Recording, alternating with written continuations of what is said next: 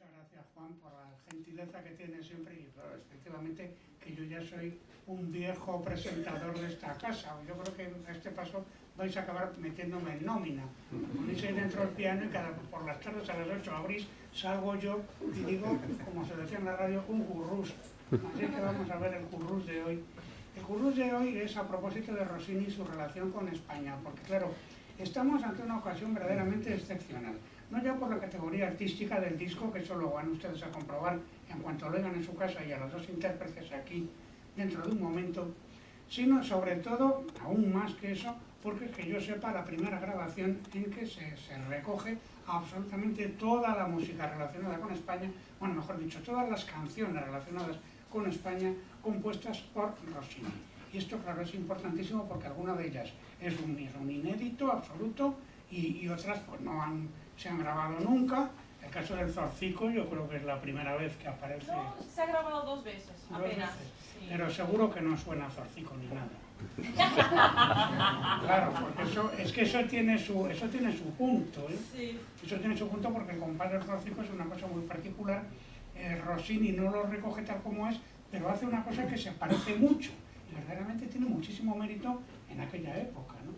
Entonces el tema de Rossini con España viene de largo, como ustedes bien saben, su primera mujer, Isabel Colbrán, era madrileña y bueno, tienen la relación de ellos probablemente arranca en fecha tan temprana como en 1808, cuando Rossini está estudiando todavía en el Liceo Filarmónico de Bolonia, que él tiene 16 años, y entonces aparece ella por allí, que ya se había presentado en París, y bueno, hace, por así decir, su irrupción gloriosa en Italia. No está documentado que Rossini la viera actuar, pero claro, es absolutamente lógico que un estudiante tan aventajado y con el talento y la curiosidad enorme que Rossini tenía en esta época, que se fuera a escuchar a la gran diva, ¿no? Que ya lo era entonces, porque era, entre otras cosas, poseedora de una voz excepcional de 3 octavas y media y que, bueno, evidentemente, como luego se vio, pues fue la gran intérprete rossiniana de esa primera etapa, porque a Rossini le contratan en Nápoles, le contrata Domenico Barbaglia, que es el más importante empresario teatral y empresario operístico de la época, es el que llevaba los 4 teatros de Nápoles y además luego después llevó también la Scala de Milán y otros teatros italianos.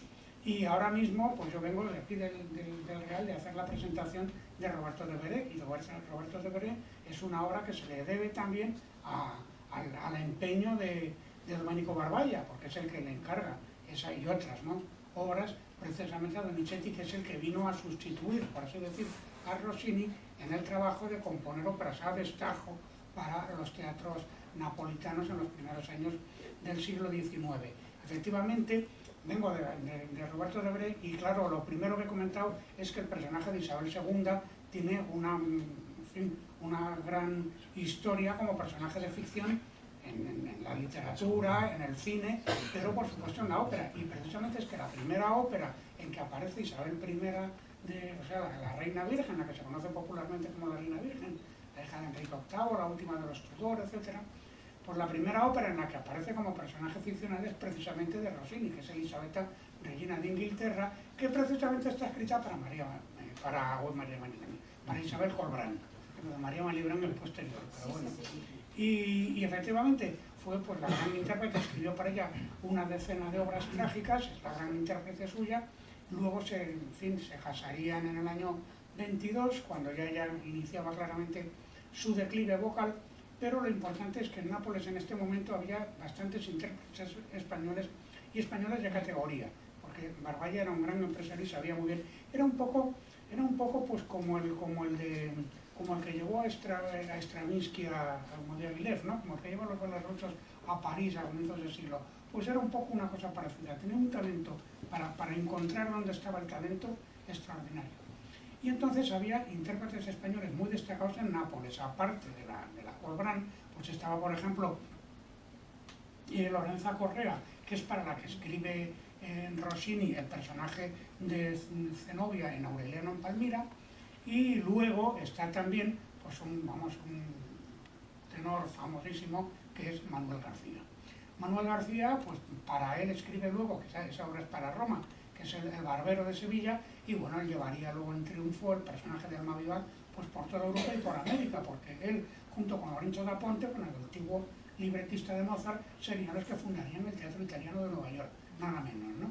Bueno, pues Manuel García es importantísimo porque si Rossini ya tenía una gran relación con España, con la lengua española y con ideas y culturas, elementos culturales españoles, a través de su primera mujer, resulta que con Manuel García todo eso lo amplía y lo profundiza y llega mucho más lejos, porque claro, mientras con la primera mujer la relación acabó pues mal, en el momento que se separaron y además ella se había vuelto, como dirían ahora, una ludópata, es una historia bastante desdichada, pues el caso de Manuel García no es así, la amistad entre ellos perduró pues prácticamente a lo largo de toda su vida y bueno, hay ideas y historias más o menos de tipo chascarrillos, ¿no? De tipo costumbrista, pero que son muy reveladores, como por ejemplo que Manuel García es que le pone en contacto con Giorgio Ronconi, con el barítono famoso que estrenó el Nabucco de Verdi, y que Giorgio Ronconi, que se vino a vivir y a morir además a España, y es el que en su momento fundó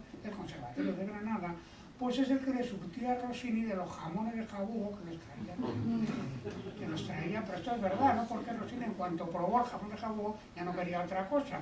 Todo el mundo conoce el buen gusto rossiniano. En toda la música de Rossini jamás hay un rasgo, no hay el más mínimo rasgo de vulgaridad. Y esta colección magnífica de canciones que hoy tenemos la suerte de presentar, pues me parece que es un magnífico testimonio de ello. Luego, claro, antes que estaba a punto de cometer un error, ¿verdad? Al decir Isabel Colbrán, iba a decir María Malibran y Paulina Viardó son dos hijas precisamente de Manuel García, que toman los apellidos de sus respectivos cónyuges y serían dos cantantes importantísimas del 19. La Malibran, por desgracia, pues murió jovencísima, pero fue una de las grandes rosinas de su época, era también una gran intérprete de la Nonna del Lago y de otras, de Semiramide, y la Viardot, pues la Viardot, por ejemplo, tiene también una relación importante con España, porque es la que estrenó la versión completa del Stabat Mater. Y el Stabat Mater es una obra trascendental, primero, porque van a permitir ustedes una expansión personal, pero me parto la cara con quien haga falta, por decir que el Stabat Mater es la más bella obra de música religiosa de la primera mitad del siglo XIX. A mí me parece una obra de una belleza y de una emotividad verdaderamente incomparables. Bueno, pues esa obra sublime, maravillosa, la cima de la música religiosa del propio Rossini, nace con una solicitud española. Es una obra que se la encarga a Rossini Manuel Fernández Varela, que es archidiácono, que es miembro del Consejo de Estado y es una personalidad muy importante. Lo tienen ustedes retratado por Vicente López Pestaña en un cuadro famoso que está ahí al lado, en la Academia de Bellas Artes de San Fernando. Pues este hombre, cuando viene Rossini a España, porque Rossini hace un viaje a Madrid en 1831, y entonces está aquí semana y pico, en la semana de carnaval, 2 semanas, dirige Un bárbaro de Sevilla, precisamente en el Real, y bueno, le escriben sonetos, le escriben, pues concretamente los sonetos que yo tenga localizados, hay uno de Mesoneros Romanos, otro de Juan Bautista Riaza, incluso de Bretón de los Herreros, que Bretón de los Herreros lo que escribe es un texto indignado por el aprecio que la gente hace a la música italiana y el desdén hacia la música española. No le faltaba razón a Bretón de los Herreros, pero bueno, esa es otra cuestión. Y eso, desde luego, da testimonio del enorme éxito popular y de la enorme fama que Rossini tenía en España y en Madrid en concreto en esta época. Le invita al Palacio Real Fernando VII y entonces, bueno, hay una famosísima anécdota que nos la cuenta nada menos que Ferdinand Schiller, grandísimo músico, amigo de Mendelssohn, en fin, de la época, que por cierto Mendelssohn estimaba mucho a Rossini, la música de Rossini, y una vez que se conocieron se cayeron estupendamente bien. Entonces, no es de extrañar porque Mendelssohn también era un hombre que tenía un buen gusto depuradísimo, no hay más que oír su música, ¿no? Entonces, parece ser que el rey Fernando VII, cuando entró a la audiencia Rossini, se quitó un puro que tenía en la boca y se lo dio a Rossini para que chupase de él. Cosa que al parecer era algo que hacía con muy poquitas personas y que era una muestra de admiración y de cariño. Y claro, Rossini, persona de buen gusto, tercera vez que lo digo, pues lo rehusó de la mejor y más educada forma que pudo, diciendo que es que él no fumaba, que le sentaba muy mal a los pulmones y que en fin, que le agradecía mucho, pero que por favor y tal. Que la reina, después que hablaba napolitano, porque era napolitana, en un momento se le volvió por detrás y le dijo: esto es una cosa que el rey le da a poquísima gente, o sea que ha hecho usted muy mal en rechazarlo. Pero en fin, ahí queda la anécdota, si es cierta o no, pero me parece que explica muy bien cuáles son las desdichas de este país. Y es que, claro, todas estas atrocidades siempre vienen a través de la monarquía, qué duda. No tienen ustedes más que ver, no tienen ustedes más que ver el hecho de que Rossini, cuando ya hay 3 fechas importantísimas en la primera mitad del siglo XIX, ¿verdad?, que son 1827, que es cuando muere Beethoven, 1828, que es cuando muere Schubert, y además se muere también Goya, o sea, eso es espantoso. Y al año siguiente es cuando se muere Rossini, porque es cuando estrena Guillermo Tell, y a partir de ahí Rossini va a acabar como compositor operístico. Eso sí, para quien hayan oído Guillermo Tell se habrán dado cuenta que toda la música romántica francesa se la inventó Rossini en esa obra. Después ya vienen los copistas, el Berlioz, el Meyerbeer y tal, pero la categoría de Guillermo Tell es, vamos, por lo que decía antes del Stabat Mater, que es una obra absolutamente fuera de lo común. Bueno, pues ahí es cuando Rossini abandona la composición operística y además está una serie de años llevado, entre otras cosas, por la extenuación del ritmo de trabajo que ha llevado en los 40 y tantas óperas que ha compuesto hasta entonces, óperas además de unas dimensiones monumentales, muchas de ellas, pero luego también pues porque, en fin, cosas de la época, pues contrae una gonorrea, tiene el problema con la mujer de la que se ha separado, pero tampoco se puede casar todavía con Olimpia Pelissier, y bueno, pues hay unos años ahí muy duros en que Rossini pues apenas compone nada, pero enseguida va a empezar otra vez a trabajar en una dirección completamente diferente, y de ahí van a salir pues esa colección de obras de pequeñas miniaturas encantadoras, algunas exquisitas, otras originalísimas, otras llenas de humor, pero del humor más sorprendente que roza el surrealismo en muchas ocasiones, y que están recogidas en los 7 volúmenes famosos de Los pecados de vejez, que así se titula. Y claro, ahí es donde están, de ahí es donde proceden, aunque algunas sean anteriores, pues las canciones que se atesoran en este otro tesoro, que es el disco precisamente que ahora estamos aquí presentando, y que es pues una colección de pequeñas joyitas, algunas de las cuales están compuestas precisamente en España, por ejemplo, que no sé si la vais a cantar, La Passeggiata, ¿o no la cantáis? No, esa no. Bueno, pero está en el disco. La Passeggiata está compuesta precisamente para la reina y para el rey, para Fernando VII, cuando viene a Madrid en 1831. Que, por cierto, esto que les decía antes viene de la mano de un banquero, que es Alejandro Aguado, que se ha nacionalizado francés, y que era miren, a ver si les suena esto, era el banquero de Fernando VII, y entonces viene con el cuento de que si tú quieres que yo te preste pues tú me vas a dar a mí la concesión de las minas de carbón de Asturias. ¿A ustedes les suena esta historia? Vagamente, vagamente. Mucho, ¿verdad? Bueno, pues ya ven ustedes que en España no avanzamos. Estamos exactamente en lo mismo. Y claro, lo que hablaba antes de república y de monarquía, cuando Rossini está establecido en París y le vienen a visitar, pues ¿quién le vienen a visitar de los españoles? Muchísima gente. Muchos republicanos exiliados. Le viene a ver Emilio Castelar, le viene a ver Alarcón, cuando Alarcón todavía era un progresista, no después. Y luego músicos pues como Melchor Gómez, que es precisamente el autor del himno republicano, del himno de la República, ¿no?, que algún día volverá a ser el himno español, Santiago de Masarnau, Ferran Sor, y también le viene a felicitar a algún realista, como es el caso de otro músico extraordinario, además persona, vamos, de una inteligencia también fuera de lo común, que es nada menos que Barbieri. Entonces, bueno, Rossini les recibe a todos, y todos ellos han atestiguado esta historia de los jamones, la sabemos por Alarcón, la que les he contado antes.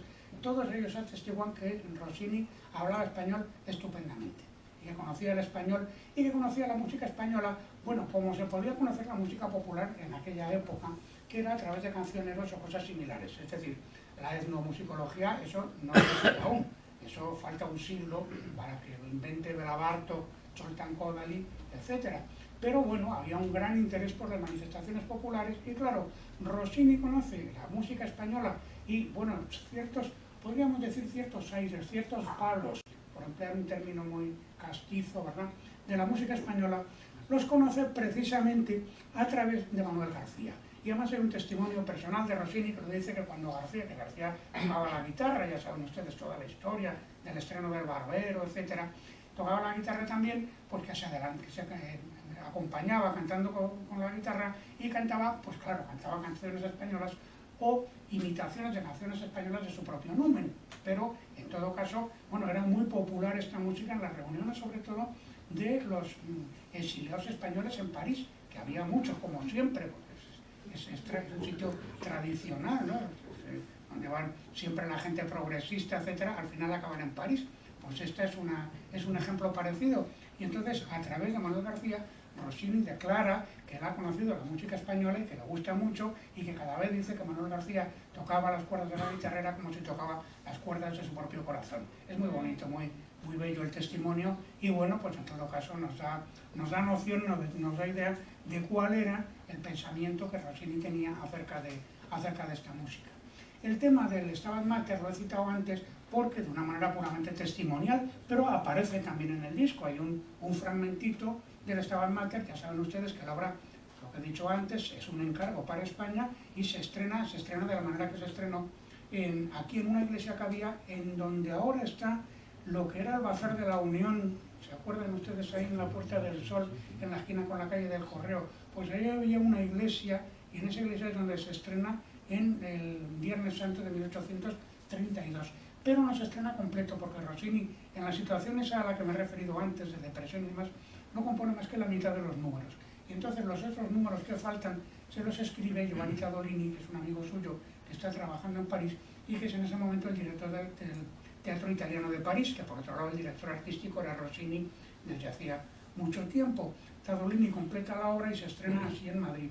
Pero luego hay una historia de que un editor quiere editar esa versión y claro, Rossini inmediatamente sale al paso, esos unos años más tarde, y entonces acaba él mismo componiendo la versión con los números que faltan, y esa versión completa, cuando se estrena, precisamente quien canta el personaje del que Ana ha recogido un fragmentito, pues es precisamente la hermana de María Malibran, Paulina Viardot, en las famosas reuniones aquellas de la Chose Mantin, y luego ya el estreno oficial en París, ¿no?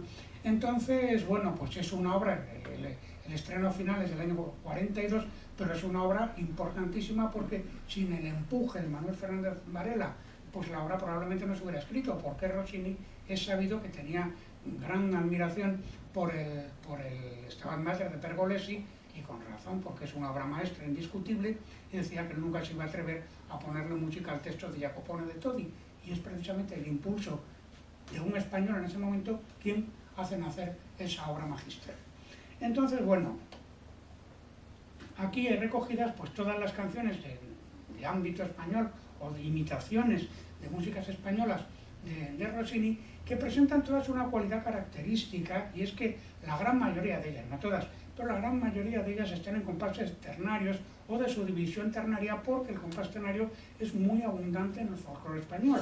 Lo tienen ustedes en la jota, lo tienen ustedes en el bolero. Hay un bolero estupendo aquí en esta grabación, las seguidillas, que también hay seguidillas, los fandangos, la tirana, que también hay una tirana, todas esas danzas que están en 3x4, con ritmos diferentes, ¿no? Pero están en compás ternario. Y entonces este es un disco preponderantemente, no solo es así, preponderantemente ternario, aunque también tiene algún rasgo absolutamente exótico, como es lo del zarcico, que claro, que un compositor como Rossini, pero en una fecha como aquella, escriba una cosa que llama zarcico, y que, bueno, tiene un ritmo que se parece bastante a lo que es un zarcico, que nadie había transcrito el zarcico, el 5x8 irregular, el zarcico nadie lo había transcrito hasta la fecha.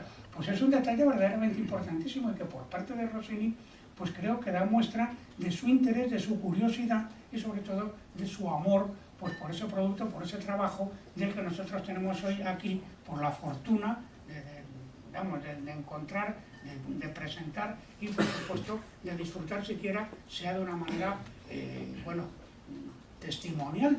Y ya que hemos entrado en este asunto, pues es obvio que quien hay que darle la palabra es a los intérpretes, y claro, que nos cuenten su odisea y cómo ha surgido la idea del disco, que a mí me parece, vamos, acertadísima, porque es la primera vez que toda esta música está en un solo registro discográfico, aparece unificada, cómo ha surgido esa idea y toda la larga odisea hasta que la materialidad del disco que estamos presentando pues se haya hecho carne y baquelitas significantes. Así es que les paso el micrófono aquí a los compañeros y que ellos les narren la compleja peripecia.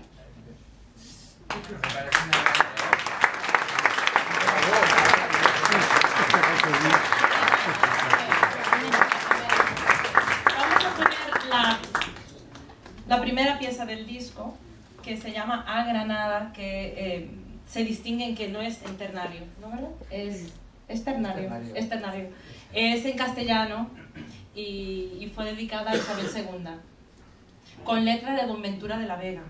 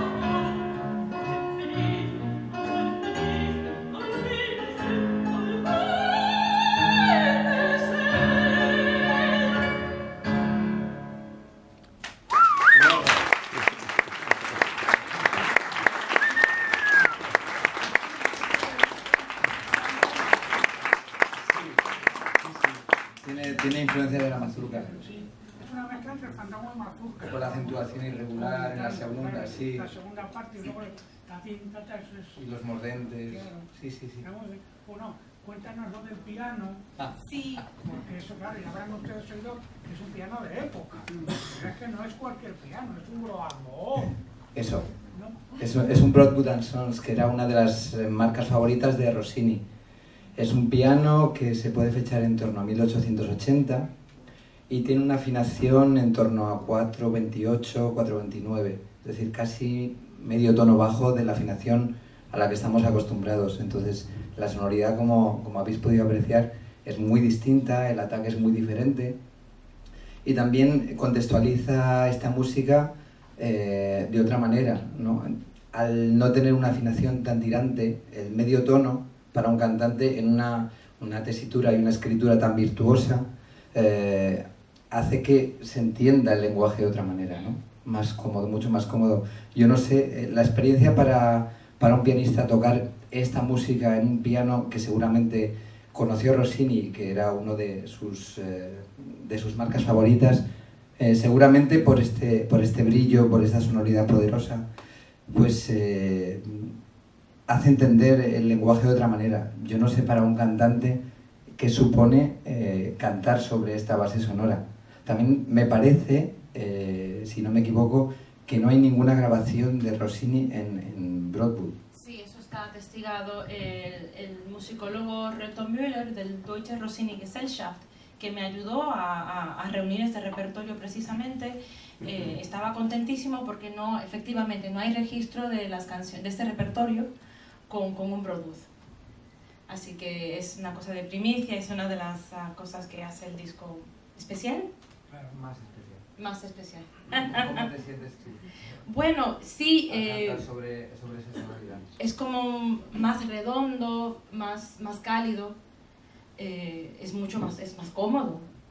Pero sí, yo percibo como una redondez que seguramente era lo que los grandes belcantistas cantaban más con esta estética, con esta redondez por el piano. La letra es muy bonita, es casi como una Elvira esperando al Don Giovanni. Sí, un poco. ¿Verdad? Así que nos pasamos a la segunda, a la otra. Contarnos cómo ha surgido el tema, porque claro, yo sé que este disco no es una cosa que se os haya ocurrido a principios del verano, lo habéis grabado en agosto y así. Esto es un proyecto que tiene como 2 o 3 años por detrás. Sí. Entonces, bueno, me gustaría que siquiera, en fin, telegráficamente, nos contarais un poco la odisea que ha sido poder materializar esto. Me parece que tiene su importancia. Bueno, yo soy de raíces maltesas. Y tuve la buena fortuna que en el 2012 me invitó el presidente de Malta a cantar en el Palacio, ¿verdad? Un poco inusual que un presidente te invite y yo quería formar algo muy especial y algo que tuviera una resonancia con mis intereses. Yo de jovencita canté mucho Rossini, era una rossiniana y la cultura musical de España en mi carrera precisamente es muy, muy importante y decidí juntar las dos cosas y confeccioné con Emilio, que en esa época era un amigo nuevo.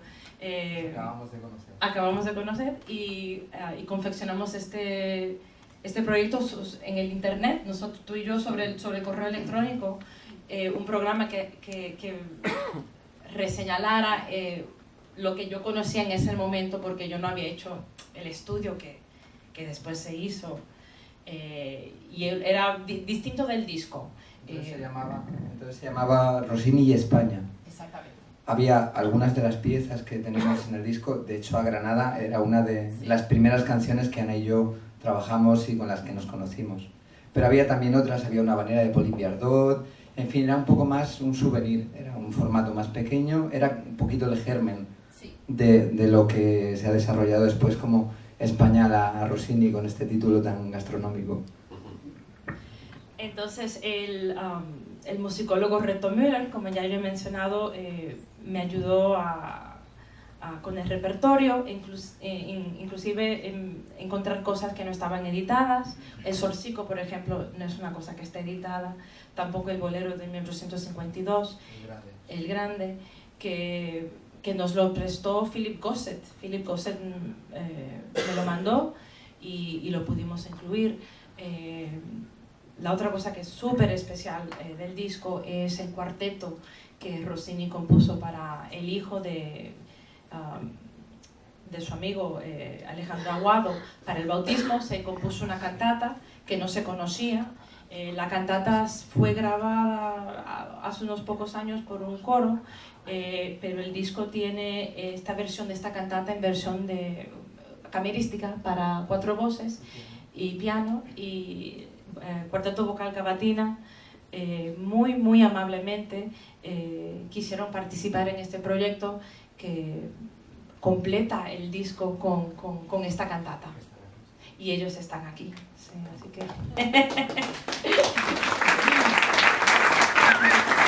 disco verdaderamente es fruto del esfuerzo de muchas personas, incluyendo Cavatina, nuestra bailarina, que en el disco toma parte como música con las castañuelas, y hemos tomado la libertad en 2 de los temas de añadir las castañuelas, así que me gustaría poner ahora...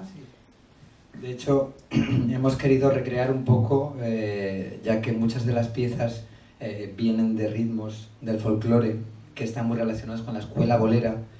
Quisimos, ya que el proyecto también es bastante estético, incluir, todo está cuidado al máximo detalle, incluir en la escena, en la puesta en escena, una bailarina. Ella fue prima bailarina del Ballet Nacional durante 12 años y tiene una fuerza, una presencia, y es muy buen músico. Además, con las castañuelas ella hizo la coreografía de las castañuelas y la coreografía de los pasos, recreando un poco con pasos de escuela bolera algunas de las piezas. Hicimos la Nitsa, que seguramente la vamos a poder escuchar ahora, porque en el registro se ha quedado con las castañuelas. En vivo tenía coreografía también y escena. Y luego hicimos la canzoneta española con ella.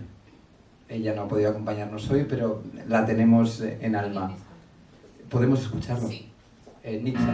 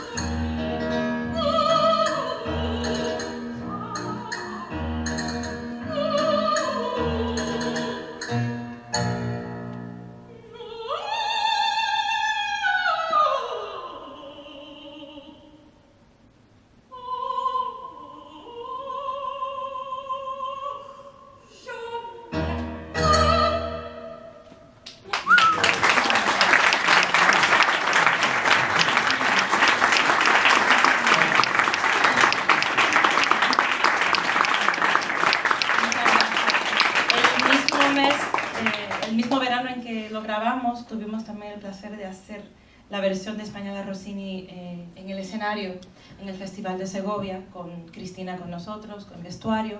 El proyecto también llevaba un vestuario de época, que está, lo llevamos dentro.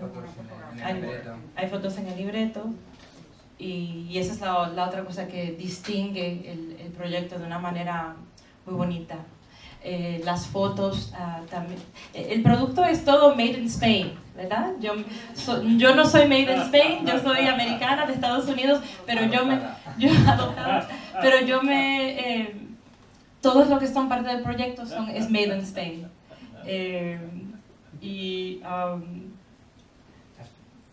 Las fotos fueron tomadas en la Fundación Fernando de Castro, que nos acompañan también. Gracias a ellos tenemos el mejor marco que pudimos tener. Las fotos son realmente cuadros de época. O sea, la Fundación Fernando de Castro, para quien no la conozca, es un sitio maravilloso. Parece que te trasladas directamente al siglo XIX. La rehabilitación que se ha hecho es manteniendo los materiales originales. Es un sitio maravilloso. Recomiendo, en la calle San Mateo 15, ¿verdad? Al lado del Museo del Romanticismo. Entonces es visita obligada para quien tenga curiosidad por el Madrid histórico. Bueno, también el proyecto tiene mucho que ver con el romanticismo. Ellos nos alojaron por primera vez. Las dos primeras veces que hicimos el proyecto fue, nuestro debut fue en el Romántico, con ese cuadro precioso de Isabel II. Cuando cantamos a Granada, reseñalamos ese cuadro, que claro, es una canción que está dedicada a ella. Bueno, son muchas las anécdotas. Está la anécdota de que cuando Rossini vino a Madrid fue para inaugurar el Conservatorio Real de Madrid. El Conservatorio Superior en 1831, como ha dicho José Luis, él fue nombrado profesor honorífico del Conservatorio Superior.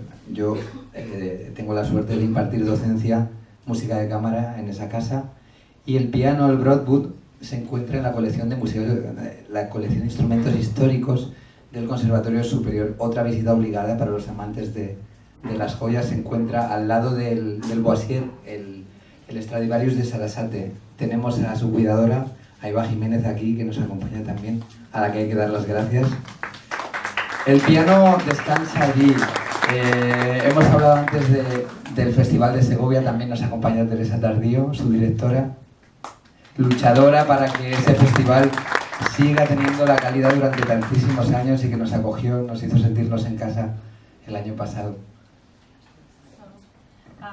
Es que lo grabamos en Segovia, gracias en San Juan de los Caballeros, una iglesia del siglo XII, y ahí vino el Recording Consort, con una acústica preciosa. Yo pedí consejos a Miguel Bustamante, que también nos acompaña hoy.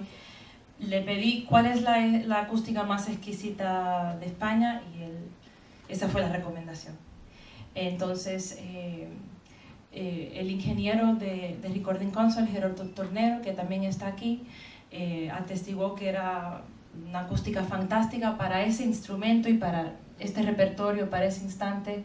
Fue, bueno, lo mejor de lo que hubiera pasado.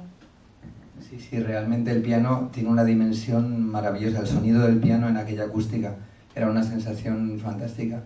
También supuso el esfuerzo de mover el piano del conservatorio a San Juan de los Caballeros, volver a traerlo, después llevarlo al festival para el concierto. Pues la única vez que se ha hecho el concierto con este piano, cuando lo presentamos en el Festival de Segovia, en el patio de armas del Alcázar. Fue una noche memorable. Para nosotros se quedó grabada en el recuerdo. ¿Qué más decimos? Yo creo que lo mejor que podéis decir, lo más adecuado, es precisamente decirlo a través de la música de Rossini, porque ya que tenemos aquí un piano y que este hombre ha venido a desguazarlo para que se oiga mejor, Claro, es muy fácil meterse con un piano de estos verticales, pero ya me dirán ustedes en cuántas tiendas de discos hay un piano que se pueda tocar y que se pueda oír música en vivo y no grabada. O sea, que me parece que eso es un punto pero importante. Y bueno, pues en esa inteligencia yo creo que lo mejor que podéis hacer es ponerlo en ejecución, que dirían los franceses. ¿Con qué nos vais a obsequiar? Como un bolero. Le invito. Un bolero del 19. Exactamente.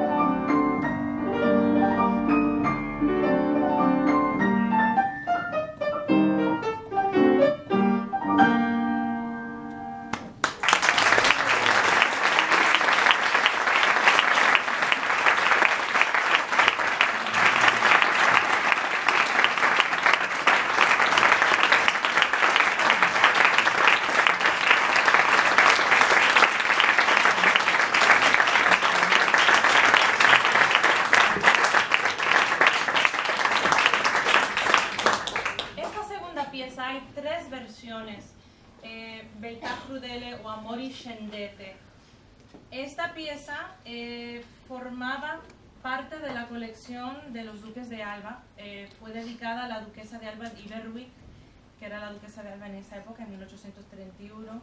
Y esta pieza casi se pierde para siempre, pero gracias a José Subirá y este libro famoso que se conoce, los musicólogos conocen, en el cual él catalogó todo la colección musical de los duques, se encontraba esta pieza y él la puso en facsímile completo dentro del libro sobre la colección musical de los duques. Y claro, esa colección durante la Guerra Civil se perdió. Entonces ha quedado la facsímile de José Subirá y aquí tenemos la Ventá Crudele de 1831, la versión Madrid.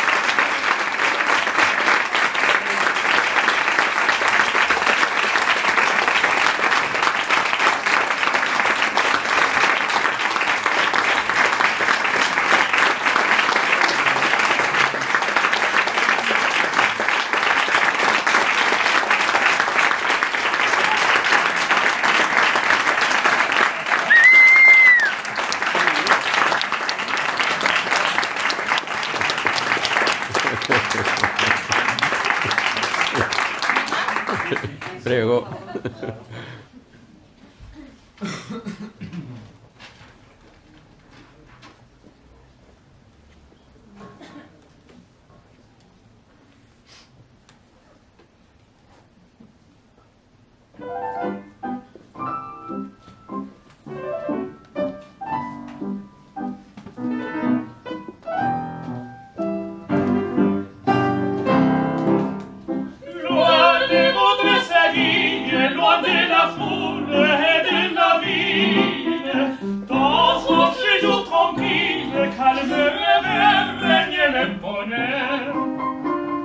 Écoutez, c'est la voix du rossignol des voix, les amoureuses, vivent les plus doux souvenirs.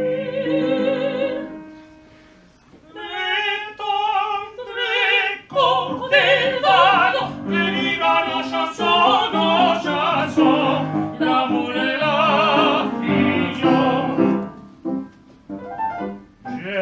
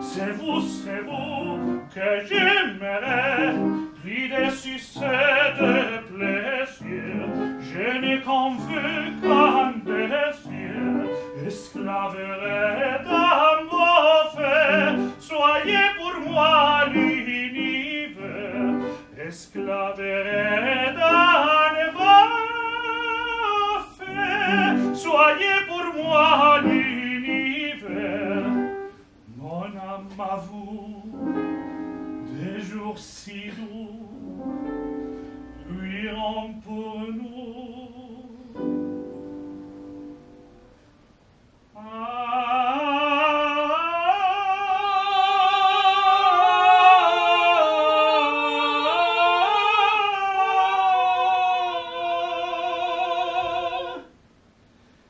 Loin de votre série, loin de la foule et de la ville, dans son séjour tranquille, calme rêve, règne le bonheur.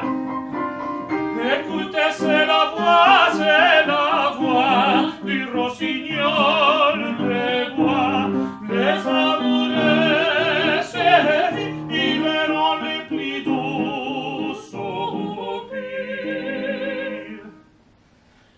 Les tendres des vannes prédirent nos chansons, l'amour et la fille, les mondes nous attendent, partout voici la